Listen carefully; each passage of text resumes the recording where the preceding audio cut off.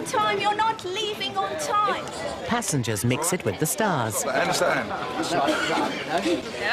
And businessmen go mad in Spain. Oh, well, that went well.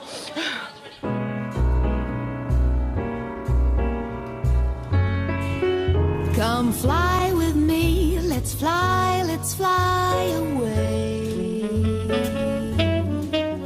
If you can use some exotic booze, there's a bar in far Bombay. Come fly with me, let's fly away. It's another busy day at Luton Airport for Easyjet, and already there are delays. A technical problem is holding up the flight to Zurich, and out on the apron, the dispatcher's priority is to get back on schedule as soon as possible. They've said no to a passenger who's turned up late for the flight. But inside the terminal, the argument is not over yet. You're trying, you're just not being flexible enough. Part of this service, customer service, is about flexibility. Not when it comes to our on-time performance. But you're not on time, you're not leaving on time. The plane is sitting there on the runway. If we accept you, the aircraft will be delayed further, and that can't happen. I checked with dispatch and we can't get you on it. Mrs. Choti had planned to meet her husband at the airport for their flight home to Zurich. But she arrived after the check-in had closed. I'm due on the flight, 6:20 to Zurich tonight. My husband, who is also in London, has made it because he's probably got the trains, connections probably. I didn't make it. I've been rushing here to get here. And I've just missed it. There's 20 minutes still to go for the plane. I mean, I've been queuing here. There's no customer service. Nobody's saying, are you trying to get to Zurich? What time, whatever. Just queue up here until you scream and shout. So I'm trying to get on this 6:20 flight, which is delayed, which isn't leaving. It's sitting on the runway, but I can't get on it. Every day, Supervisor Leo Jones faces the same demands from late passengers, but it's dispatch who call the shots. We've just tried. You can listen to me double check. Wait there.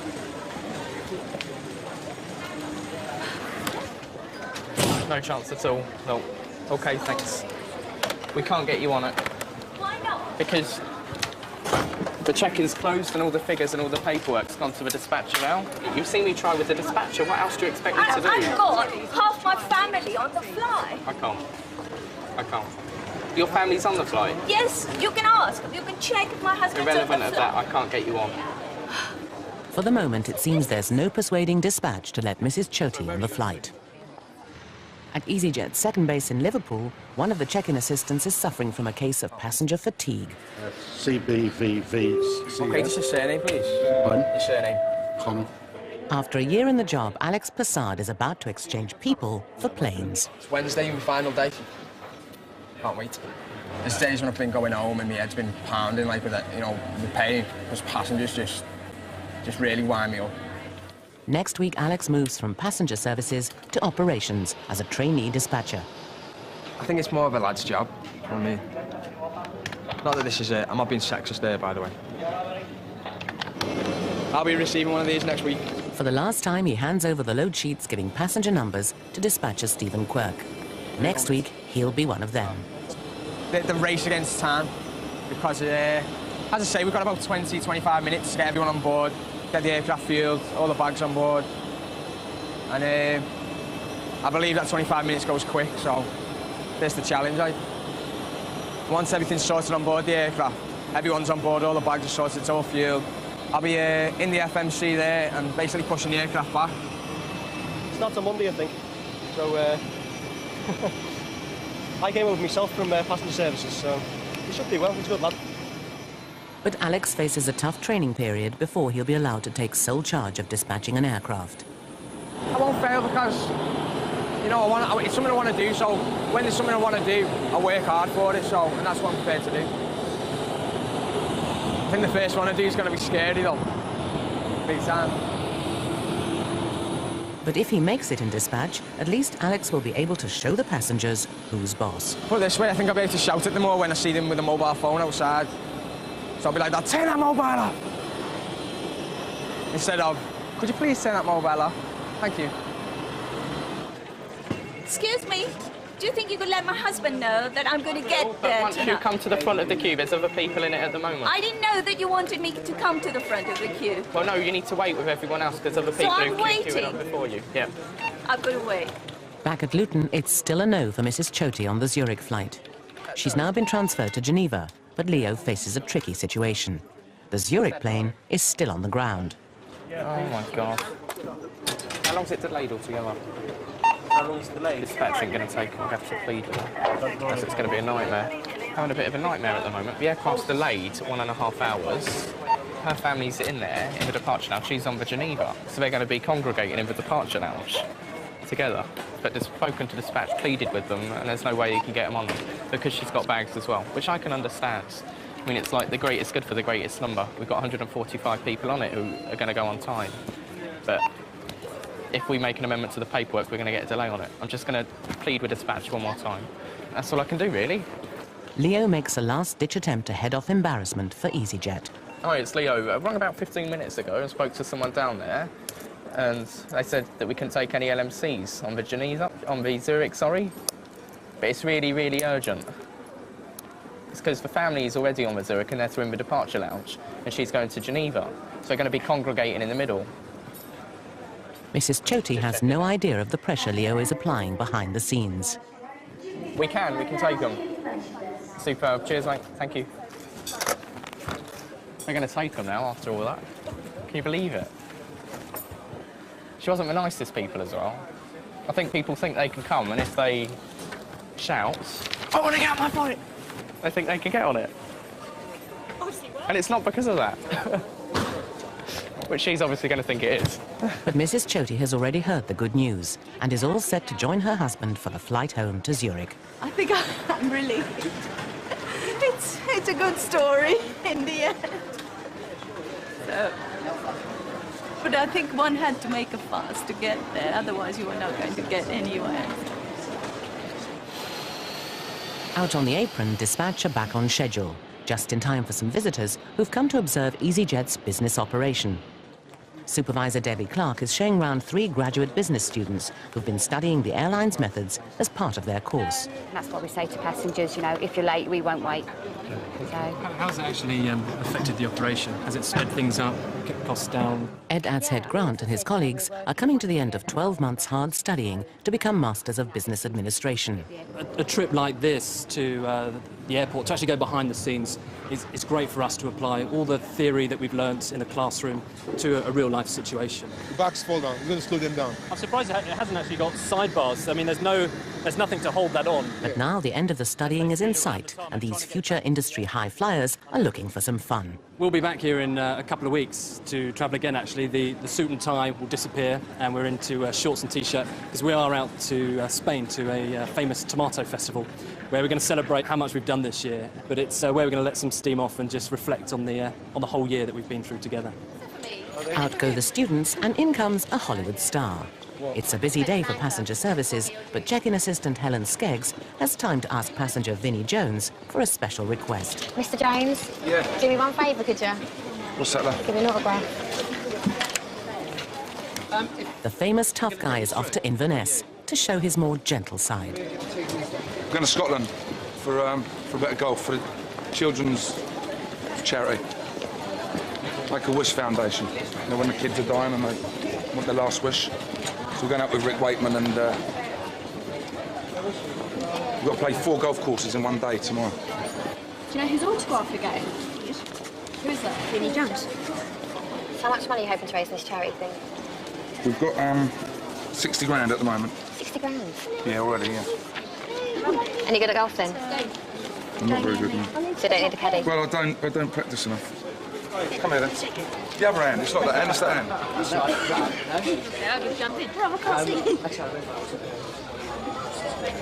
All right? Coming up, Hollywood's hardest man meets Easyjet's toughest lady. I've got big enough. Come on then, let's go. Passengers go ballistic when their bags go missing. I'm only here till Sunday. If mine doesn't arrive till midway tomorrow, what's the point?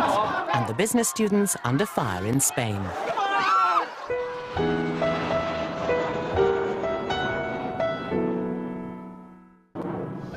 And I thought you'd be bigger. Thanks. Well, we've let you down today, then, haven't we? Nah, I've got bigger muscles, Come on then, let's go. Escorting celebrities like Vinnie Jones is a perk of the job for dispatcher Jane Bolton, and it gives her a chance to see how the stars measure up. It's a bit skinnier than I thought he would be. Better looking, though. Well, all that you've ever seen on the telly comes across, God, it sounds really awful, but a bit, all right, mate. Do you know what I mean? But it's not, it's quite nice. Well, from the 5 minutes, it's quite nice looking. I wouldn't say no. It's all right, actually. Nice eyes. Quite nice. From one of Easyjet's most experienced dispatchers to the newest. In Liverpool, it's Alex Passad's first day in the job. Even though he's worked as a check-in assistant for over a year, today he starts all over again at the bottom. Well, you better wear that now. OK, thank you. Well, welcome. Thanks. But station manager Andy Redman spots a problem with the new boy. Maybe not. They're not still toe cut, are they? Right then. Take a seat. Alex has already had to work hard to impress Andy and show the qualities needed for his dream job. Smartness, intelligence, punctuality, the usual stuff. Care and consideration, which he must have had from passenger services. Willingness, which he's shown an awful lot of willingness, and pleading and begging, I suppose. So that's why he's got it. Oh, he gets a chance at it anyway. He's got to prove himself first. How do these clip-ons work? Alex is already beginning to look the part, but he faces a tough challenge ahead. Can we get you anything from the trolley at all, sir? Drinks, thanks? It's time to relax for the business students now on their way to Spain. But Chief Purser Bob Brain is surprised to find out just how they'll be letting their hair down. Tomato festival? A tomato festival, yeah. This might be a silly question, but what is the tomato festival? Well, it's a celebration of the tomato, which basically means 7 20-ton trucks running down the small alleys just west of Valencia, dumping their loaded tomatoes, and everyone picks them up and throws them at each other. What sort of clothes do you wear for this tomato throw? Well, we like the look of your shirts and make good targets. In keeping, actually, with the branding. Otherwise disposable shirts. Disposables, yeah. OK. I feel like Sorry, guys, tomato sauce at each other. We're completely out of tomato juice. Yeah, there's no cheese and tomato sandwiches. No, we'll bring some back for you on the way back, if you're lucky, Bob. Have a great time. Enjoy it. Cheers. Down on the ground in Liverpool, Alex is shown the procedure for inspecting an aircraft before takeoff. There's a lot to learn as he shadows trainer Ken Brockway. 4 seconds of pause all the time. Alex has weeks of intensive training ahead before he'll be allowed any real responsibility. But at least he's given one small job, and it's chocks away.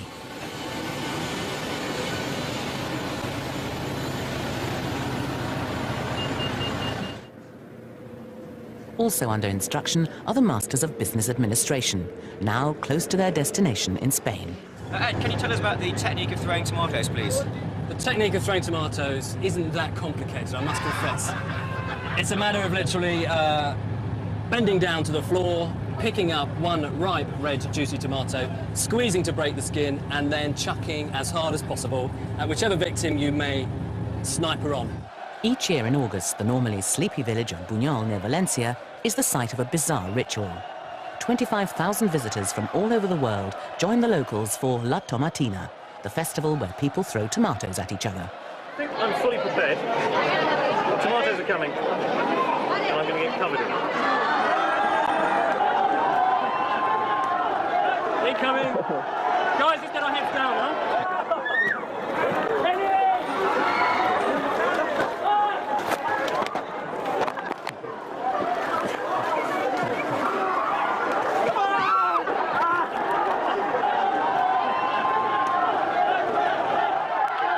Future captain of industry Ed can't resist organising the troops. Stay there, let's go, stay there.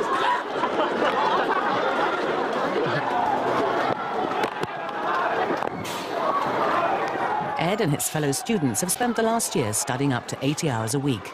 Now, before they take their final exams, they're letting off some steam.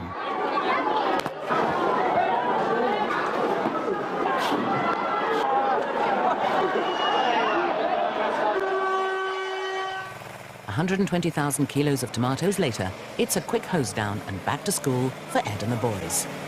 This is definitely the right place to prepare yourself for a corporate finance exam. So, recommended to all the MBAs. We talk about going into zones of discomfort, and today I think we've found some great zones of discomfort to experience. Cheers. But there's no cause for celebration back in Luton. The early evening flight from Edinburgh has just landed, without most of the passengers' luggage, thanks to a broken baggage belt. You can imagine how they're feeling. If I'd lost my bag, I would be fed up. So you can sympathise with them, but unfortunately, it happens. Supervisor Maria Reeder will have to deal with the problem, and it looks bad. The paperwork confirms over 100 bags are still in Edinburgh. It's time to break the bad news to the passengers.